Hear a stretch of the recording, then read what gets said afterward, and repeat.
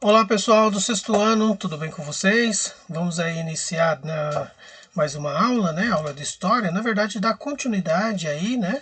Ao capítulo 13, que é a Idade Média, falar um pouco agora sobre o povo árabe, né? No caso aí, falar um pouco de uma região que trata-se aí do Oriente Médio e abordar a questão que envolve a Arábia antes de Maomé, também depois de Maomé, né, que foi aí voltada para o início da religião, o islamismo, e também da expansão islâmica desse povo, né, em busca de conquistas territoriais, né, de invasão, de riqueza, né, e vamos ver depois o fim, né, dessa expansão é, dessa expansão muçulmana, né, dessa expansão árabe pelo continente ali, seu entorno, né, também abrangendo outros continentes, e falar também um pouco da cultura árabe, tudo bem? Bom, gente, então, para falar um pouco aí, né, iniciar, falar um pouco sobre o povo árabe, né, vamos falar então primeiro da sua localização no mundo, né? Temos aqui, né, esse território aqui conhecido, que faz parte da Ásia, né, pessoal, mas é descrito como Oriente Médio, né? Então ele está aqui fazendo aí divisão ele está entre aí, digamos, né, a África, o continente africano, o norte aqui, em cima a Europa e aqui o restante do continente asiático, né? Então ele está meio que no meio fazendo divisão, né, com várias partes continentais aí, né? Bom, gente, então, sendo assim, esse povo, né, se desenvolveu, né, e se desenvolvendo aqui, teve contato com os povos, né, os outros povos dos outros continentes também, né? Uma região que também possui uma riqueza enorme, né? Além da riqueza cultural, tem a riqueza natural, que é o caso aqui é onde se concentram as grandes reservas de petróleo no mundo, né? Então é um país muito rico, um país considerado, ou melhor, uma região muito rica e considerada também muito sagrada, porque ali é o berço das religiões, né, podemos dizer assim, monoteístas, ou seja, aquela religião que crê em um único Deus. Então temos aí o surgimento das religiões, o judaísmo, cristianismo e islamismo, que se deu nessa parte do continente aqui, né, o que é a Ásia, mas é denominado Oriente Médio, certo? Bom, algumas regiões são desérticas, né, gente? Outra tem uma vegetação muito característica, principalmente uma vegetação de uma árvore, né, que dá um fruto conhecido como tâmara, né, as tamareiras que levam aí 80 anos, né, para dar os primeiros frutos, né, uma árvore muito típica da região, né, possui uma população nômade, né, e outra parte, né, é sedentária. Então a população nômade se concentra mais regiões próximas ao deserto, as sedentárias próximos aos rios, né, o rio Tigres, Eufrates, se desenvolveram ali, né, por causa da água, tudo mais. Região também considerada como crescente fértil, né. Então é uma região aí que tem. Opa, peraí, pessoal. Aqui. Então uma região aí que contém, né, uma diversidade de povos que vivem, né, a sua maneira de acordo com a região, né? Então, povos nômades sedentários aí na mesma região, certo? Bom, outra característica que devemos comentar sobre os povos, né, é a prática da agricultura, né, em regiões próximas aos rios, a prática do comércio também nessas regiões próximas aos rios, e os povos nômades faziam, né, uma andavam, né, pela região, praticando algum tipo de comércio também, em busca de alimento, né, coisas do tipo aí. Bom, então aqueles povos que eram mais ativos, né, no comércio, faziam comércio com os povos da África, né, do continente africano, do norte aqui, Os povos também europeus, né, os povos asiáticos, né, de uma forma aí, desenvolviam o comércio por meio, né, das armas de fogo, cereais, azeite, né, e assim eles iam sobrevivendo e tendo uma atividade aí que desenvolvia muito na região, certo? Bom, então aqui uma característica da região, né? Regiões algumas são muito desérticas, né? Muito seca, muito quente também. Aqui, né? As tamareiras, né? Os frutos, né? Como eu falei para vocês.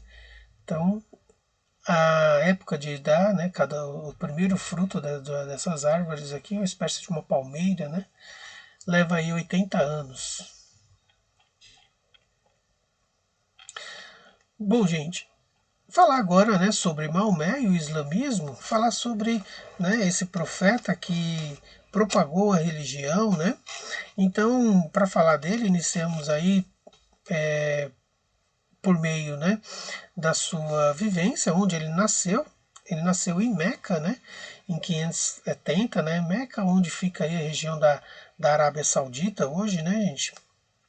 E aí, então, desenvolveu, ali se criou, né, nasceu, conviveu ali como criança, pré-adolescente, adolescente, né? E desenvolveu uma função chamada caravaneiro, ou seja, recebiam, né, caravanas do mundo inteiro, né, de várias regiões, né, principalmente da Ásia ali, que iria fazer peregrinações ao templo de Caaba, né? Pessoas que iam lá cultuar os ídolos, né? Chamados deuses dessa religião. Então ele levava essas pessoas, guiava essas pessoas até dentro de Meca ali e tudo mais, né? Então, assim ele foi ganhando sua vida, sobrevivendo, né? E no ano de 610 ele recebeu uma visão do anjo Gabriel, né? Que segundo, né, diz a tradição, a religião aí, esse anjo Gabriel conversou com Maomé e disse o seguinte, que ele, né, Maomé, ele era o enviado de Deus, e sendo o enviado de Deus, ele deveria propagar, né, para todo mundo que somente há um Deus, que é Alá, e somente um profeta, que era ele, Maomé. Então, Maomé era um interlocutor, um intermediador, né, por meio do anjo Gabriel, dos dizeres de Deus, né? Então, assim, ele foi sendo guiado, né, por meio desse anjo, né, nos ensinamentos do Deus que é Alá, né? E aí então ele foi convencendo, né, primeiramente aí a sua família, no caso, né, ele foi, digamos aí, convertendo os seus familiares, né? Então iniciou uma pregação dizendo que o único Deus é Alá e ele é o único profeta, e também que deveria ser abominado, né, deixado de cultuar, de seguir, de idolatrar os chamados ídolos, que eram as imagens, né, de Caaba, da religião da época ali, denominada ali, desenvolvida pela tribo Quraishita, né? Então os Quraishitas, diante disso, não gostaram dessa atitude de Maomé, né? Pois eles estavam vendo que a religião poderia acabar, perder fiéis, e também poderia perder as caravanas, as peregrinações de muitas pessoas que iam até Meca, né? No templo de Caaba, e assim perdeu o comércio também, né, por meio dessa peregrinação que existia, né, um comércio muito intenso nessas regiões.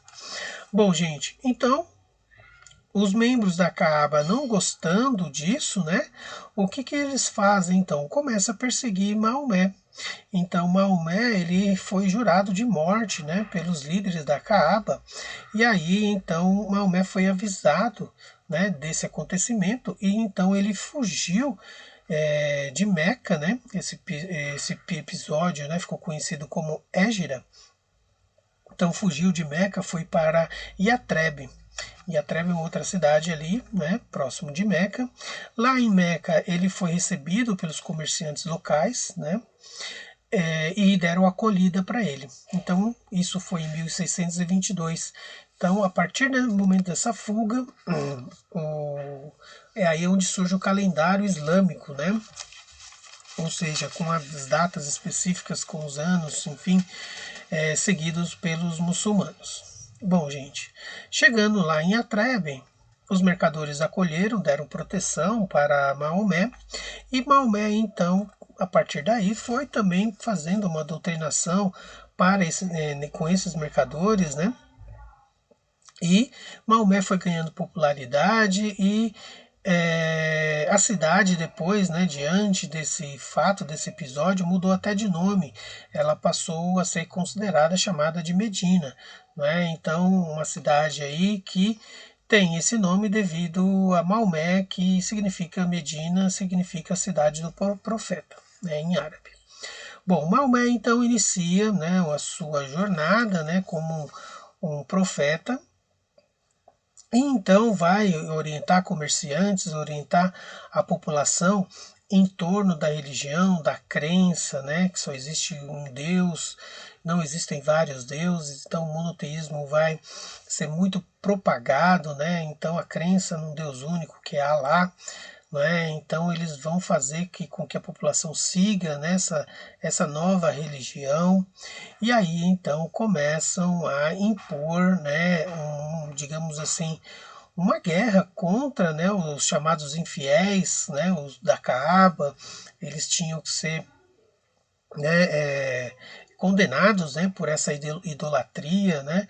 Então é aí que vem o conceito, né, essa declaração de guerra a essas tribos, né, dos Quraishitas, era considerada a chamada Guerra Santa, né? Ou seja, para poder converter, né, temos que ir lá fazer a guerra, e essa guerra é uma guerra em nome de Deus, em nome de Alá, não é? Então, em 630 ocorre aí, né, uma declaração de guerra, uma invasão ao templo de Caaba, onde os ídolos dessa religião foram todos destruídos, né, as imagens foram destruídas. Então, assim, o islamismo vai surgir e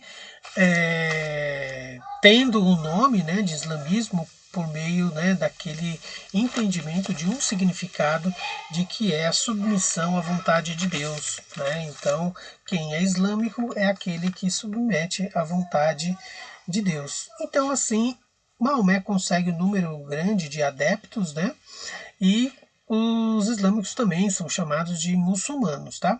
Muçulmanos é aquele que submete, né? Aquele que é o seguidor da submissão a Deus. Bom, gente, então, no caso aí, né, essa religião ela vai crescendo, né, e vai, né, pegando os preceitos, né, alguma influência do cristianismo, do islamismo, né? Então, por exemplo, a crença no anjo Gabriel é algo também que vem de Jesus, né? O livro da religião cristã, né, o anjo Gabriel tem na religião cristã, a crença no livro sagrado, né, assim como tem, né, na religião cristã, no judaísmo, né, no caso aí vai surgir o livro sagrado como o Alcorão. O Alcorão é o exemplo de forma de seguir o islamismo, né? Então ele surgiu por meio dos chamados discípulos de Maomé, né? Então ali no Alcorão contém toda a doutrina, né, principalmente voltada para os princípios morais, sociais, né, de condutas, de agir em sociedade, de se comportar, enfim, né? E existe outro livro também conhecido como Suna, né? A Suna significa tradição, né, dos ensinamentos de Maomé. Aí tem todo lá um estilo de vida, né, que Maomé seguia, o que ele fazia, né, e muito disso que está na Suna, né, está relacionado ao modo de vida de Maomé. E assim também foi criada, né, as características do islamismo, né, gente? Ou seja, essas características que vai dar o norte aí para as pessoas seguirem, né? Então, por exemplo, as características, uma delas é crer em um único Deus, né? Que é no caso Alá, e um único profeta, que é Maomé. Outra característica é dar esmolas, orar 5 vezes ao dia, voltado para Meca, para a direção de Meca, jejuar no mês do Ramadã. Ramadã é o mês sagrado, né, que eles denominam, né, Ramadã. Não comer carne de porco, ir a Meca pelo menos uma vez na vida, né, visitar a Meca, não consumir bebida alcoólica, e também, né, se propor a combater os infiéis, né, na chamada jihad, que é a guerra santa, ou seja, converter no sentido de conversão a esses povos, né? Muitos radicais entendem que é guerra, é ir lá exterminar, né? E sim, no caso, é no sentido de conversão, né? Então a gente não pode confundir, né? Então, no caso aí, pessoal, a religião ela vai se propagando, vai se difundindo, vai crescendo, ganhando adeptos, né? E aí, então,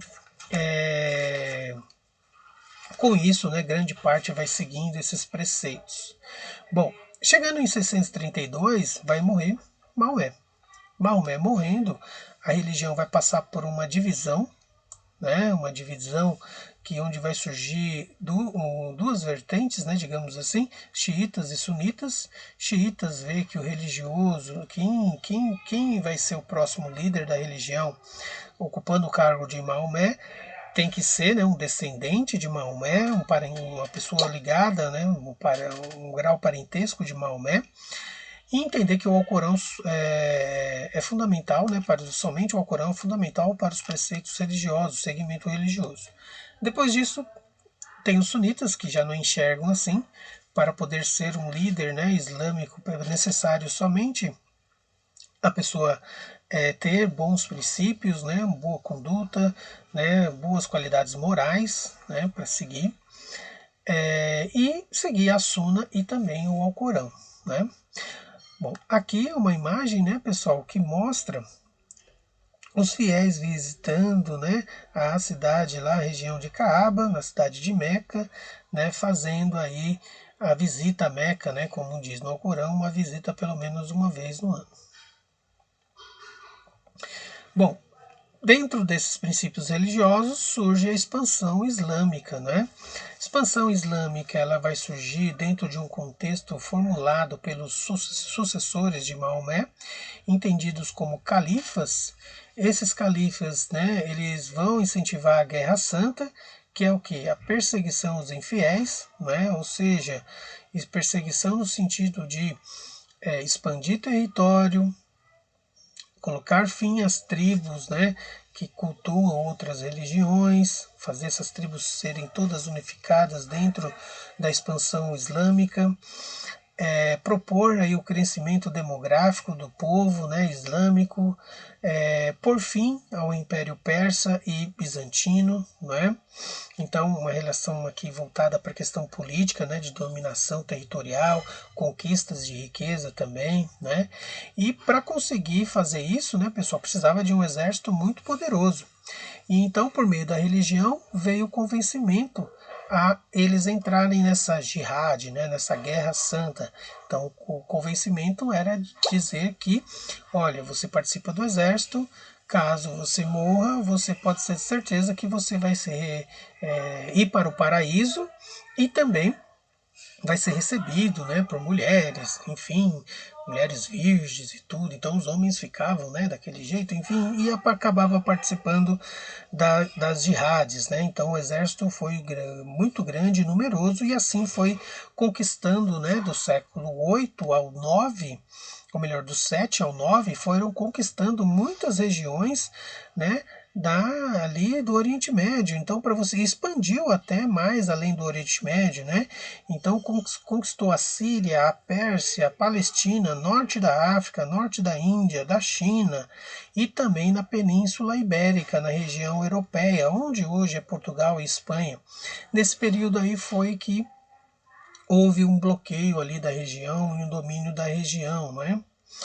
E os espanhóis e os portugueses não conseguiam, né, não conseguiam passar, né, da Europa para a Ásia, né, por meio do território, né, porque ficou bloqueado ali sobre o domínio islâmico, né? Bom, gente, diante disso, a gente vai ver que o Império constituiu um grande território, uma grande riqueza, né? No século XV vai perder força, né? Todo esse poder imperial, né? Dos árabes, dos islâmicos, dos povos islâmicos, conhecidos como os povos mouros também. Então vai chegar ao fim justamente porque vários membros ali, né, do exército, né, vão querer formar califados, né, controle territoriais ali, disputas por territórios, então isso vai dividir todo o império. E aí, nesse sentido, os portugueses, né, e espanhóis começam a fazer uma investida ali para expulsar, né, os árabes do seu território, e isso vai ser conhecido, vai ser conquistado, né, vai ser esse episódio, né, conhecido como Guerra de Reconquista, né, os espanhóis e os portugueses tomam o território ali na Europa. Bom, gente, falar um pouco da condição da mulher, né, pessoal, no Oriente Médio, né? Falar um pouco aí da cultura, né? A mulher vive, né, em função da religião, né, gente? Tem todos os princípios ali voltados para a religião, né? Elas usam aí vestimentas características que vêm da religião, no caso aí o chador, né, que é apenas um lenço que cobre a cabeça, usa também a burca, que cobre todo o rosto, todo o corpo, que faz com que elas, né, tenham, né, a sua imagem escondida por meio, né, dos princípios da religião, né, e também tem aí a questão, né, a mulher é muito limitada na vida cotidiana, né, ela não pode andar sozinha na rua, não pode andar sem a companhia do seu marido, né? Em alguns lugares menos, outros mais, né, gente? Isso é mais marcado. Não pode estudar, né? Uma das exceções aí que conseguiu por meio do enfrentamento a esses costumes foi a Malala, né? Uma moça paquistanesa que conseguiu aí enfrentar, né, toda essa religião, toda essa, digamos, opressão, essa proibição, né, de estudar. Então, enfrentando isso, ela foi, digamos aí, agredida, né, ou melhor, foi agredida. Ela foi baleada, né, pelos talibãs, pelos radicais, né, islâmicos. E então ela então saiu do seu país e foi estudar fora, acho que na Inglaterra, e aí conseguiu fazer, né, os seus estudos e começa então a fazer um trabalho de incentivo a muitas outras mulheres do mundo inteiro a estudar, né, principalmente mulheres do seu povo, né. Bom, no campo da ciência, né, pessoal, ou melhor, das artes primeiro, né, tem uma arquitetura muito específica, muito característica dos povos árabes, né. E junto com essa característica arquitetônica, né, a gente vê muito nas mesquitas, onde é o templo religioso, né, dos islâmicos. Temos uma arte também muito característica, muito própria, muito única deles, né, muito detalhada, rica em detalhes, principalmente voltado para a arquitetura. Na ciência, houve muitos avanços aí, principalmente, né, da matemática, algarismos, da medicina, né, onde eles descobriram, né, a forma de contágio, né, da tuberculose, da varíola, do sarampo, e também os instrumentos de navegação, como a bússola, o astrolábio, né, uma invenção árabe aí, e também do uso e desenvolvimento da pólvora, né, ou seja, por meio da pólvora fizeram-se imensos, né, canhões, como aqueles que derrubaram os muros do Império Bizantino, né, e, portanto, então, é uma cultura muito rica, né, dos povos árabes aí. Bom, gente, vamos parar por aqui, né, chegamos ao fim, em breve colocarei as atividades para vocês lá no Vindimo, e também, né, espero que vocês tenham feito as anotações, dúvidas registrem também para aí no chat nós fazermos as atividades e tirar essas dúvidas. Tudo bem, gente? Tudo de bom? Até mais. Tchau, tchau.